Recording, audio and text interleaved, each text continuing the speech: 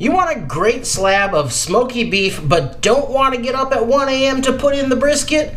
Well, tri-tip might just be the cut you're looking for. I'm smoking this delicious tri-tip roast that everyone's gonna love. So let's get started.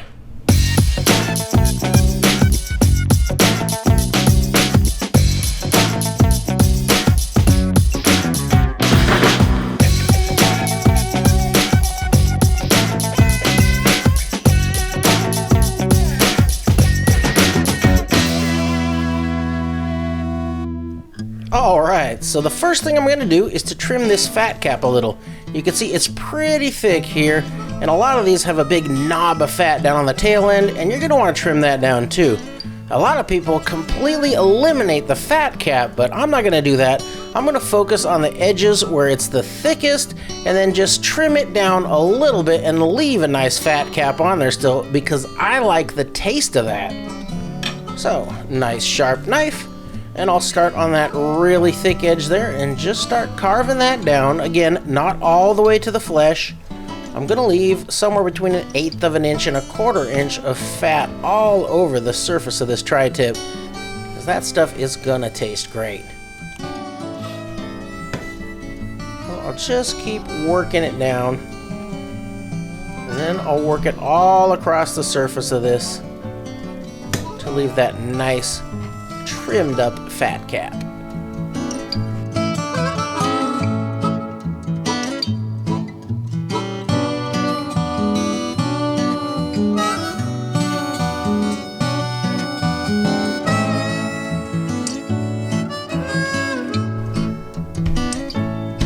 That's starting to look pretty good. Got a pretty even fat cap over most of that. That's going to protect that meat underneath from drying out. Very nice. And now, just like I did with that pork loin, I'm going to score this fat a little. It's going to help it melt away a little bit, and it's also going to help me to get some nice seasoning down into there and close to the meat. So I'll just slice it in that direction. We'll flip it over. Now we'll do a nice crosshatch pattern by slicing it opposite of those slices that I just made. And I'm just cutting through the fat cap here, just touching the surface of that meat. And that looks real nice, ready to season up. Now we got a little thin bit here on the end, and that's probably going to burn. So I'll just snip that guy right off of there. And now let's give this thing a nice delicate rub down with some olive oil. Just a light coating all around, and that's going to help the spices stick, and it's also going to help to keep that surface from drying out at all. And another nice thing about these tri-tips, you'll notice that the grain all runs in the same direction, and that makes it really nice for slicing, and you'll get some really great tender cuts out of that by cutting across that grain. Now let's season this thing up, and there are a lot of commercial rubs you can use on this. This one is one that is really good on there. It's got some salt and some garlic. I think there might be a little caraway and black pepper in there. It's really good stuff, but I'm just going to make my own here today, and I like to keep it really simple. So I've got some salt, I'm going to use black pepper, and then just a little bit of garlic powder, and that is it.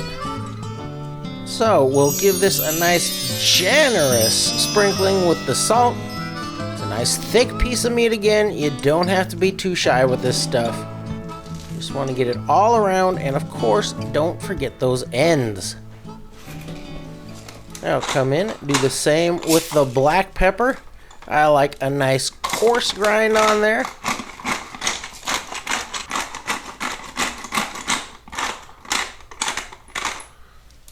Very nice. And now we'll just shake it down with a little bit of that garlic powder. I'll just press that in really well. And we'll flip it over and do the same thing on this side. Now I've got some pre-cut pieces of string here. I'm gonna tie this thing up to get it into round. It's kind of flat right now. I want to squeeze that and get it nice and round, and that is going to give us a real even cook. So real simply, I'll just slide the first string under there, about an inch or so. Give it a double wrap so it doesn't come undone on me. Cinch that up, and then we'll finish that off with another knot. And I'll just continue down about every inch or so with one of these pieces of string. I'm not squeezing it super tight, just getting it up and into round.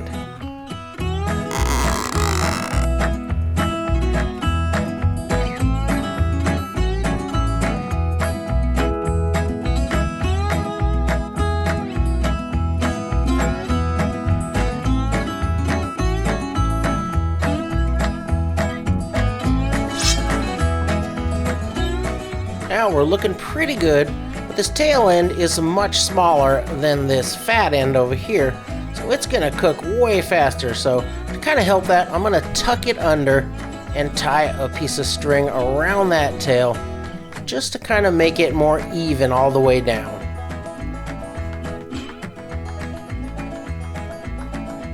Again, just a little double loop, cinch it up, and then one more little knot to lock it in. There we go. Got my tail tucked, and looks like we're just about ready to take this to the smoker. I've got my smoker all preheated, and just before I throw it in there, I'm going to drive this temperature probe down into the thickest part of this roast. And now we're ready to take this thing out and put the smoke to it. Another beautiful spring day here in the Pacific Northwest. All right, we are looking for 225 degrees Fahrenheit today. I'm using hickory smoke. Now let's get this thing in here.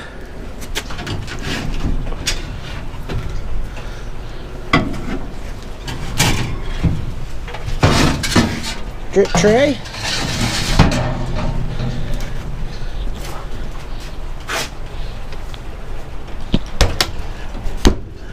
And that is it. These tri-tips are so easy to do. We're just going to leave that in there at 225 degrees Fahrenheit until it hits the temperature that we're looking for on the inside. And for me, that is 120 degrees Fahrenheit. But we'll talk a little bit more about temperature and doneness when we pull this thing out. So I'm getting the signal that I've hit my target temp. Let's take a look.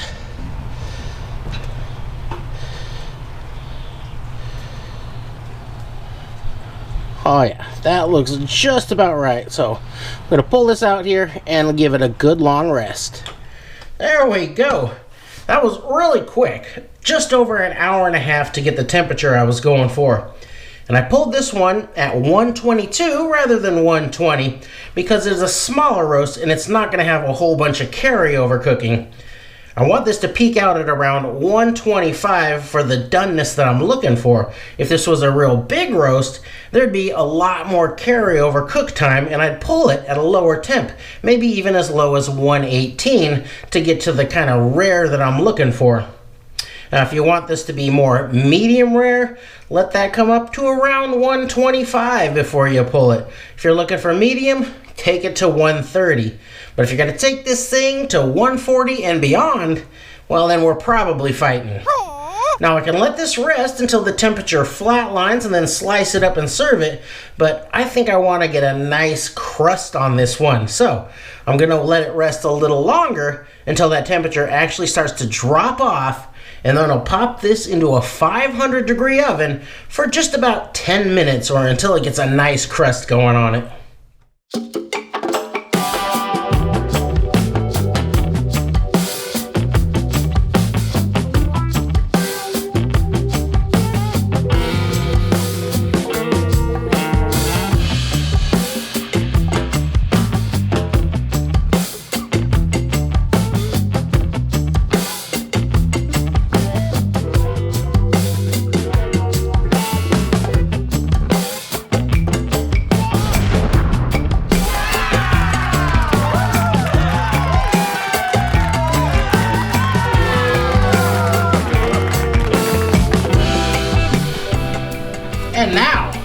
let's see how we did.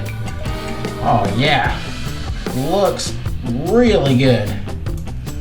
Get a piece right out of here. Oh yeah. Check out that bite.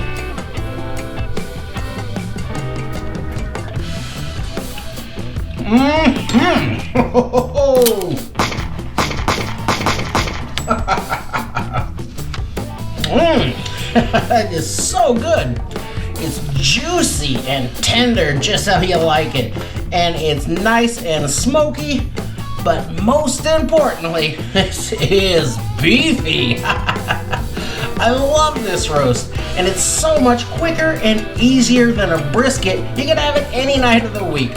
So, if you've got a smoky, beefy itch that needs a scratching, give Tri-Tip a try, and I know you're gonna love it. Thanks for watching.